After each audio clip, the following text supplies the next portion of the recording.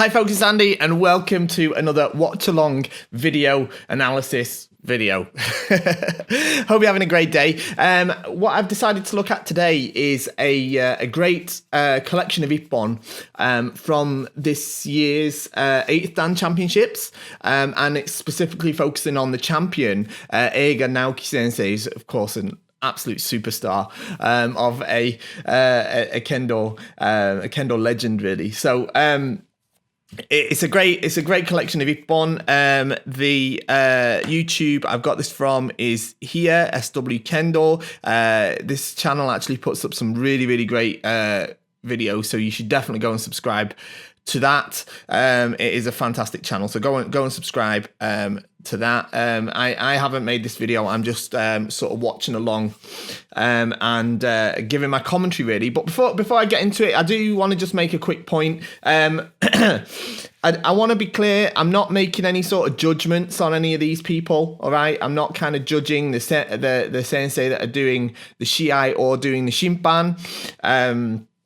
I'm not qualified at all to do that, of course. They're way above my level. Basically, the idea of this series, and it's the same for whatever I'm looking at, whether I'm looking at a video like this, or whether I'm looking at a grading, or if I'm looking at a high school shiai or whatever, is...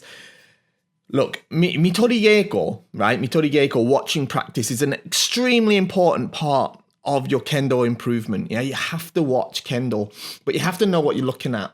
Yeah, you have to know what it is you're looking at. You don't just look at the points when one person hits another. You have to look at what happens before, during, after, see how that hit was created, and things like that. Now, I could well be wrong in my analysis on a lot of this, so I preface that straight away. However, what I want this video series to do is I do a lot of Mitori Geiko every day. I do a lot of it. It's a really important part of my own kendo progression. And I really want this series to be sort of me taking you on that journey with me. So essentially, I'm using this as a chance for my own Mitori Geiko, and I'm explaining to you what it is that I'm looking at and what I'm taking from it. Like I said, I could well be wrong on it, but that's my disclaimer out of the way. Don't forget to like, share, subscribe, all that sort of thing. If you like the video, join the Kendo Show Early Access group so you can put questions in Kendo Rant, and shop at KendoStar. Right, let's get started.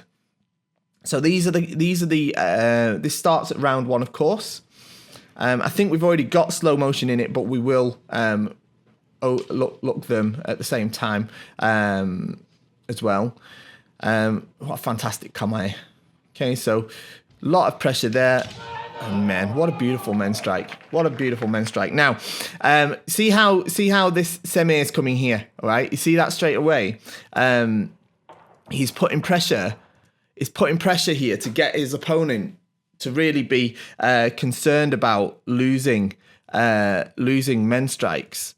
And essentially what's happening, let's see if I can use these keyboard shortcuts that people keep typing in the comments for me. I'll slow it down even more. Yeah, he's using pressure on the omote side of the shinai to get the hands up here. See how the hands come up here? He's trying to block his men, and he comes around the other side and he hits men on the ura side. So yeah, he's really set that up beautifully. It's a beautiful strike. So yeah, like I say, he's pressuring this side, pressuring this side, releases the pressure, the hands come up this way, and he comes around the back and he makes that beautiful men strike. Right, how do I get it back to normal speed? Right, okay, next one. So again, we can see that pressure. Again, we see that pressure. Look at that footwork. It's amazing. You see how, as he steps forward, the left foot comes up immediately. It's like he's on wheels. Goes for the ski there, or something he's very famous for. Again, beautiful kamae, very solid, threatening kamae. He's not a super tall bloke. Yeah, he's not a super tall guy, but still, he stands tall and proud. Now, this is an interesting Ippon, okay? I really like this one. Here, this is kind of... you see how his opponent, he's kind of... drawn his opponent in. His opponent's really sort of stepped in, tried to hunt him down to take that men. He's kind of almost caught him off guard because he's come up to defend himself. But the strike didn't come from his opponent. So he's been immediately able to strike a beautiful opportunity there. Amazing. Let's watch it one more time in the full speed. He steps back, draws him in. There's a split second of where he's not sure if he's going to come or not, but he doesn't. So he immediately takes the initiative and makes a strike of his own. Absolutely beautiful. Absolutely beautiful. And again, that comes from here. Okay. I want you to watch his feet here. Okay. His feet here. He takes that sort of half step back here, but you see how his heel doesn't go flat on the floor. I mentioned this in the last video about putting your heel flat on the floor. Yeah, he's got this tension here in his left leg. So it's not a proper step back. It's kind of the illusion. He's given his opponent the illusion that he's still retreating, which is just the bait that his opponent sort of needs, but he kind of gives up on it. But he's already got this tame in his left leg here, bam, ready to strike immediately. All right, that's the importance of your footwork. All right, so we're into round 2 now. Nice tense deadlock in the kamae here. And again, keep your eyes on his feet here. Keep your eyes here. Never touches the ground, his left heel.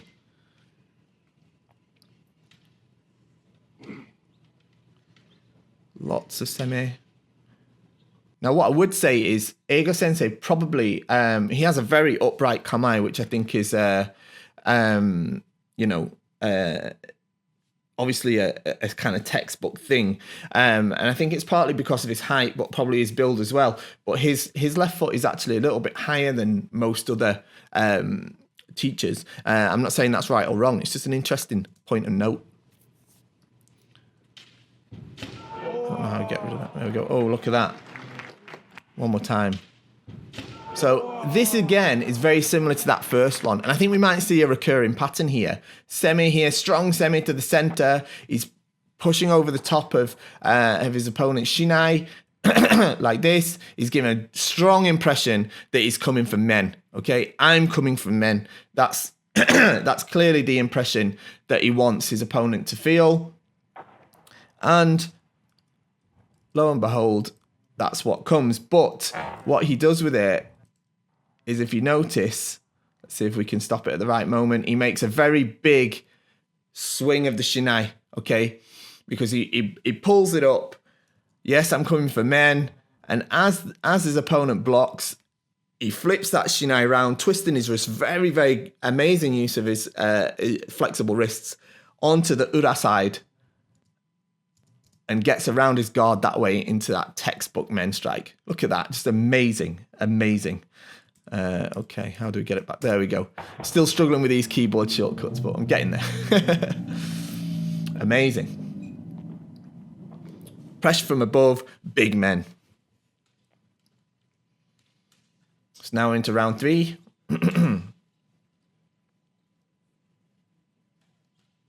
Again, we can see that strong kamae, the solid left foot position. Amazing kamae, just moving like he's on wheels. Of course, both of these competitors are hachidan. Oh, now that was amazing. Here he was able to catch his opponent, sort of apply a really strong semi, which made his opponent hesitate, step back.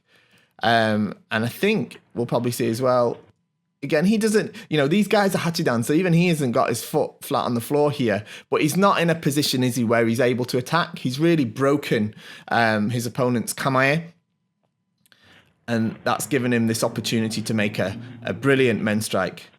And this is what's called katsugi men. So you see how he first threatens men first. He lifts his shinai up to threaten men. His opponent steps back. He's like, I'm not so sure about that. His opponent doesn't know where he's coming because he brings the shinai right over across to his shoulder here. This can make it look like kote. So this is brilliant because the first part looks like men. This is what's got his opponent to lean back. Then he's brought the shinai to his shoulder. Looks like he's coming for kote. And that's got him to open the shinai. It's got his opponent to open the shinai, his kamai up this way to guard his kote. And from here, he's coming straight for that men. Bam, like that. Okay. Now, as you can see, it's if you pause it, it's a little bit short. However, it's sort of well known that if you break your posture like this, you don't have to hit exactly on the men baton. You can hit the mengane and it's still counted as ippon.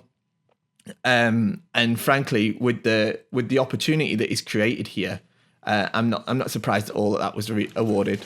That was a great opportunity that he made. Men, beautiful, amazing. Still round 3. Again, he's giving that strong pressure to the center line. Oh, nice attempt at kote there from his opponent. Not quite enough, but really nice attempt.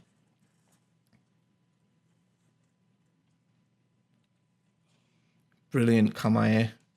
Again, fighting for the center, giving pressure to the center. Does a lot of this sort of drawing in, I think, as well, which is quite interesting. This is drawing him in. Okay, come on, that's fine. But he's ready. This isn't the kind of stepping back where he's putting his foot flat and he can't make an attack like his opponent did in the last point. You see, when his opponent tried to retreat in the last point, he kind of really broke everything. He was just trying to escape. This isn't what Eiga Sensei is doing here. He's making a tactical, it's not even a retreat, but he's kind of, in a way, he's drawing his opponent in. He's able to attack at any moment. Oh, look at that. See, that's exactly what I mean. Gets him right into that close range.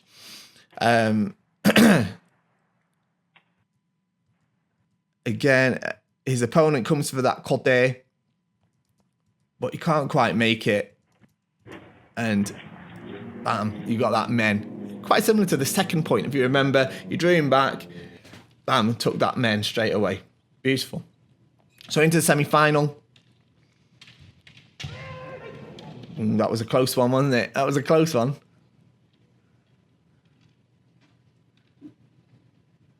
Posture never wavers, isn't it just amazing? But at the same time, he's so fluid. Oh, wow. So what happened there? That was quick. Okay, so this again is, like I said, I knew this would be a recurring theme throughout this reel. That's beautiful. What he does here, he puts a strong press and pressure onto the omote side. So first, he tries to, he puts some pressure on the ura side here. That forces a reaction. He then, it's almost like harai. He's kind of, or even osae, like that. You see that? Where he just pressed down from above on top of the shinai from the omote side. Bam, like that. And that made the other guy react. He went for kote, but Eiga Sensei is all over it. He's got the sen here. It's him that's on the attack. This kote from his opponent is obviously, as you can see, it's late. It's not there. That's because he hasn't got the sen. I don't know if you remember, we talked about that in especially the grading video, but it's all about taking that opportunity. It was Eiga Sensei here that from here sort of gave pressure here, gave it that push here, and he's already on his way when his opponent decides to have a crack at kote, but he's far too late, and that men strike comes in and makes a fantastic impact. So what's going to happen next? Whoa, nice try at kote as well there. Managed to get him to get his hands up, but he couldn't quite get the solid strike on the kote baton, right? See if we can. Let's have a look at it though. Even though it wasn't counted as a point, See how he's threatening the center line. He's threatening men. He dips the shinai underneath there. And he comes from underneath. And I said this in the last video we looked at, where dropping the shinai down can often make the opponent feel like you're coming for men. And yeah, his opponent's decided is gone to defend himself, and he's successfully done so, to be fair. But it's a close call, this one. It's a close call because it's quite a nice kote strike. Yeah, but he couldn't quite hit it clean on. Fair enough. How do we get it back? There we go. What is interesting, though, is that close call will have a psychological impact on his opponent. He'll be thinking, oh, that was close. I better watch out. And he'll probably be a little bit wary now of, oh, see, now he got the same, almost the same strike. So here, again, he's pressuring from above. He blocks a kote strike of his own. He lifts his hands like this. Remember we talked about with the last video as well, the last Ippon reel, that lifting the hands like this isn't always just to block. Of course, it helps to defend yourself, but by doing this as well, it's brought his opponent's hands up. His opponent's got his sort of hands up here. He's lost his composure. He doesn't want to get hit. He's already 1 point down, but Eiga Sensei is in a fantastic position to be able to immediately make that strike. It looks like when you watch it at full speed, it looks like a kind of reflex, whoa, bam, reflex strike, which, you know, can happen, but I don't actually think that's what happened here. I think, don't get me wrong, I don't think he spent like the last 30 seconds planning this attack, but there was certainly a strategy that played out in his mind very, very quickly before the strike happened. Beautiful strike. And finished Kamai. Good. And next. So now we're into the final. So we're drawing close to the end now. Again, we've got very strong pressure to center. If I remember, this was a very long final as well. Long encho. This Ippon shobi in the end. Both testing each other.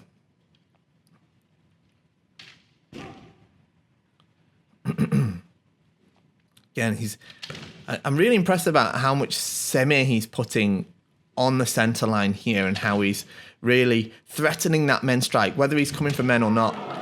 But you see, it's the same as the first one. Yeah, and I said it would be a pattern throughout this video. He's putting that pressure on the center. He's hitting the shinai from above like that. The hands come up and he swaps around to the ura side, because his opponent's defending here like this, and he's bringing that shinai from this side around this side for that men strike.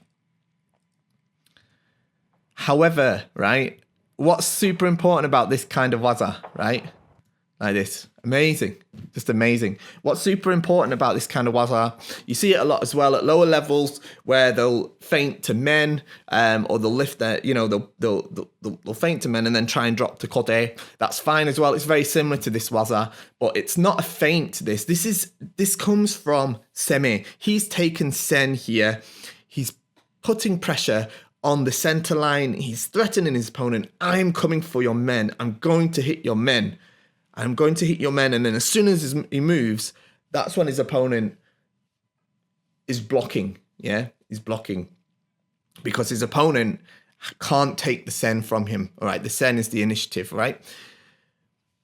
As soon as he moves and he gets around that defense and hits that clean men. And it's the same if you want to use that feint to men, kote. You can't just throw it out there randomly. Yeah, you have to seme, I'm coming for men, men kote. Yeah, that's how that waza works. Yeah, that's really important to bear in mind. Okay, and with that is a beautiful, beautiful men Ippon, which made him the Hachidan 8th Dan champion. Let's just watch that last one more time. Because I did really enjoy it. As I say, it was kind of going full circle. Very, there was this pattern throughout the video, wasn't there, of applying pressure to men and then using that pressure to create an opportunity. And can you see how he's doing that? Let's watch it. Just watch again from full speed. Pressure towards men. Here he's going, oh, maybe it's Kote. He's giving a little bit of a bluff as well by coming around the Ura side and showing Kote. Maybe it's Kote. Maybe it's Kote. Maybe it's Kote. And then he goes, then he goes, no, it's men. Actually, it's men. And he really hammers home, I'm coming for men. I'm coming for men, by putting loads of pressure on the center and from above here. All throughout this, and immediately he chooses his time to pull this off as well. At that second, just after they've separated, yeah. If you watch this, they separate. As soon as he comes back to Kamae, he steps. Watch this. This is what I'm talking about. They kind of have this close interaction. He separates, and men straight away. He chose his moment for that as well. At a point when his opponent couldn't. This is what I'm talking about taking the sen, all right? Taking the sen. You can see the point at which he does it. Yeah. It's not here. They're still sort of battling it out. He's still setting himself up. He's still setting this up. He's still giving him the impression he's coming for men, but it's just now. Now he's taken the sen, all right? He's taken the initiative right now, okay? And he's chosen that point when his opponent can't really react to his full capacity. All right, all he can do is try and block. He's capitalized on that and made a beautiful men strike. Okay, so that's it for today. I hope you enjoyed the video. Leave me a comment down below. Let me know what you thought. Like, share, subscribe, all that sort of thing. Shop at KendoStar, and I'll see you all next time. Thanks a lot. Bye-bye.